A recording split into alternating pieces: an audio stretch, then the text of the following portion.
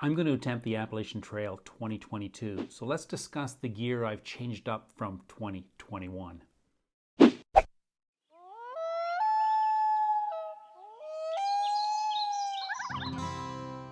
In the last 40 years while I've been backpacking, my gear lists have changed at the end of each trip.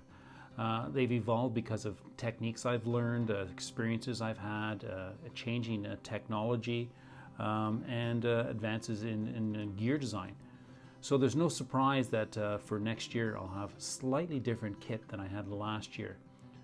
In the last few years I've started to explore other types of backpack models. I had a lot of use with the Z-Packs Nero, like that pack. Then I tried out the Gossamer Gear Kumo, like that pack. Then I have the Waymark Evolve, like that pack. Then last year I had a lot of use with the Northern Ultralight backpack.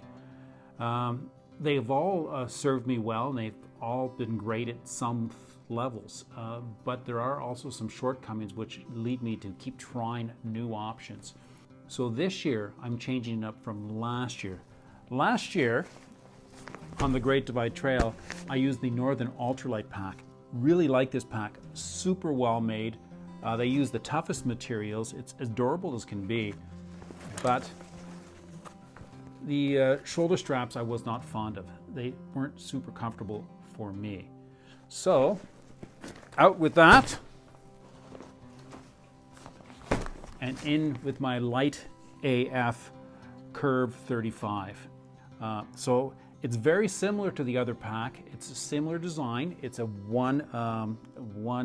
basically one bag with a front pocket, two side pockets, but the shoulder straps are quite different than the other one. They're bigger, they're wider, they're longer.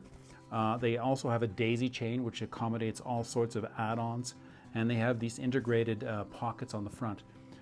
Because I'm a fan of hiking without a hip belt, this is going to be the pack that I'm looking forward to being the one. Time will tell. The other thing I like about this pack, it gives me an option of putting a pad on the back. And I've had some good luck with that with the Nero from Z-Packs and the Kumo by Gossamer Gear. They both had that option, and it worked well for me for a host of reasons. It also allowed to dissipate some of the sweat because of the grooves on this. The comfort on the back was quite good for me, as well as it gave me access to a quick sit pad when I stop throughout the trail. So for 2022, it's out with Northern Ultralight and in with Light AF. There's a couple of items I used a lot last year, but I don't plan on bringing them on the Appalachian Trail.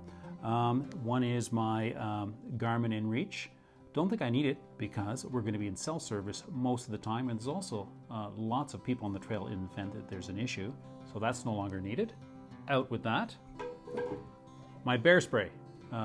Something I brought with me a lot of my trips last year because I was in locations where I was either hiking alone or there was a lot of grizzlies around. So that bear spray was something I never needed, but I brought with me just in case. Won't need that on the Appalachian Trail.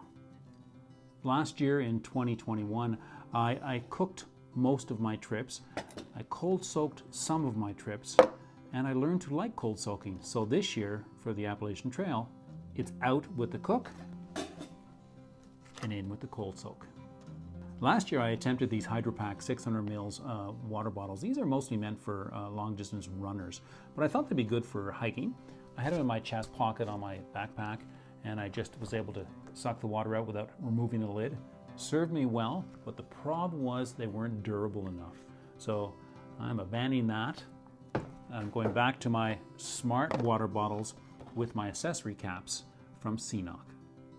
For the last few years, I've been hiking with Gossamer Gear trekking poles. Like them a lot. They've served me very well. They were light, they were strong, they were nimble, and they just held well.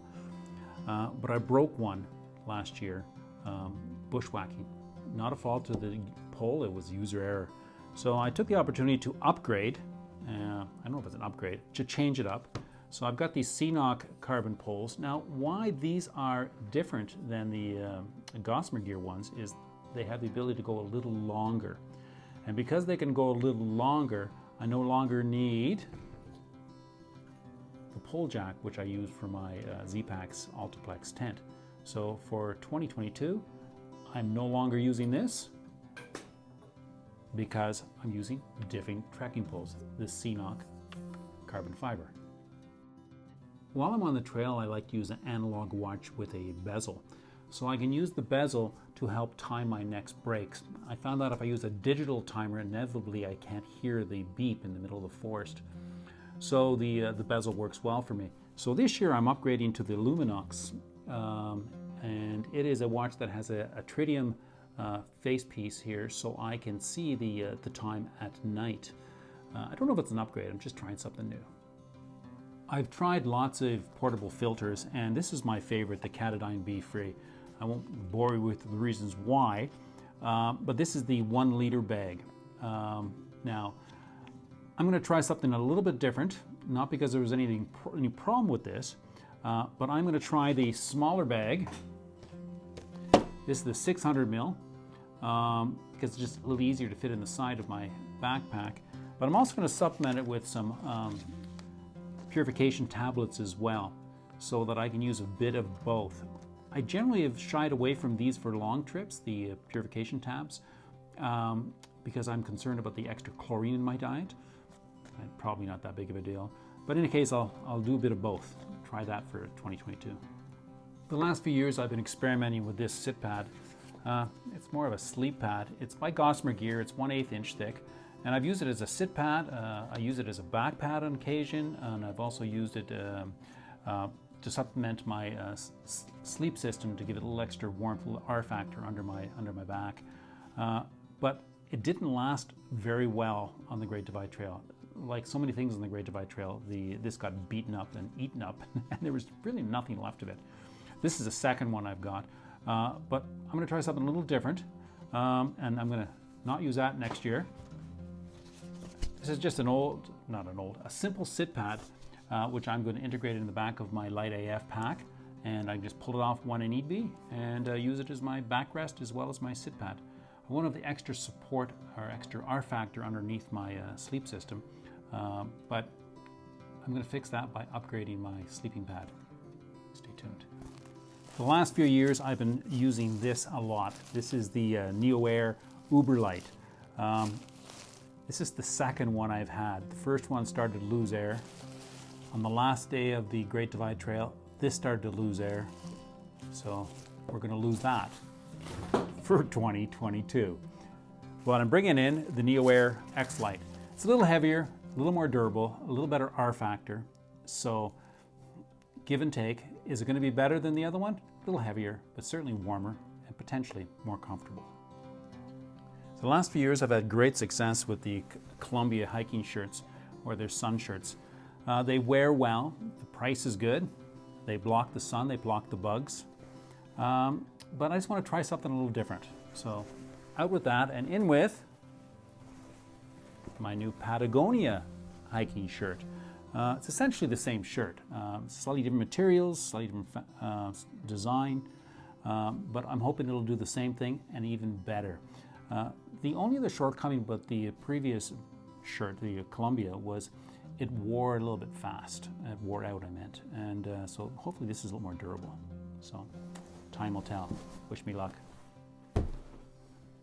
I've generally liked to have sleep socks in my sleep system because my feet just got cold. So I discovered these. These are Enlightened Equipment sleep socks, and they're the lowest weight, lowest grade, and they're about half the weight of a pair of sleep socks that are made out of wool. So I've tested them. They're warmer, they're more comfortable, and they weigh less. So trying those for 2022. My rain pants. These are a pair of rain pants made by Z-Packs. I rather like them. I've used them for the last couple years. They've served me well. They're super light, and generally rain pants aren't as essential as the tops because you don't have the same amount of direct contact from the rain as it comes down from the sky. But I had trouble putting these on trail because the bottom of the legs did not have zippers, so I was unable to put my rain pants on without removing my shoes first, which is something I don't particularly like to do on the trail. So I'm going to try something a little different. Out with those. in with the Outdoor Research Helium rain pants. This is the newer model. They say they've upped the fabric, but they do have zips along the bottom of the pants, allowing me to put them on quicker on the trail. So try those for 2022. Next is my rain jacket. This is made by Enlightened Equipment. It is quite a good fabric. It fits well. It's a little bigger, so it allows you to layer with this. But like a lot of waterproof, breathable fabrics, it tends to wet out after a couple hours. That's pretty typical. I mean, I've retreated it based on the specs and the recommendations from the manufacturer, and it does help with the DWR, or the Durable Water Repellency surface. But at the end of the day, it will start to wet out again. That's typical of almost all waterproof, breathable fabrics. So I'm going to try to go with a full waterproof fabric this time. So out with this, in with the Sea to Summit Ultrasil Nano Poncho. So I've tested this out a bit this year, and the poncho is pretty friggin' cool. Now, the advantages. I can throw it on when it starts to rain. It covers my pack, covers the front of my backpack, so I have access to my phone and all the other accessories underneath the poncho, so I can still work those phones and other things out of the harm's way from the rain. So that worked out really well. And because they're open enough, I found that it allowed enough breathing so that it didn't need the waterproof breathable fabric quite the same way. So it's 100% waterproof. So I shouldn't have to worry about the wetting out issue with this. But one of the problems with this is it doesn't allow a windbreaker on those really windy days, or when you get onto peaks, or when you just want a little extra protection from the environment. So in comes, first of all, this is a go. Then in comes, this is a Z-Pack's windbreaker. It weighs hardly anything, and it works really well. So it'll just take that wind off on those cold mornings or those windy days or on those peaks. So interesting enough is when you add the weight of these two things together, they're about the same as the previous jacket. So I'm not having any weight penalty really, but I have a little bit more diversity and an ability to flex what I wear on the trail. Try that one out.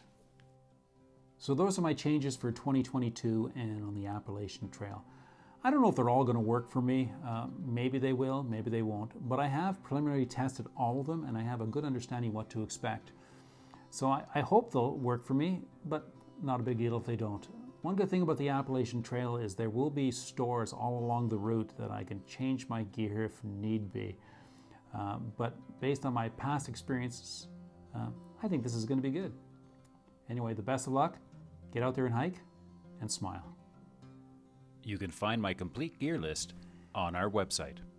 The link can be found in the video description notes or by using this QR code.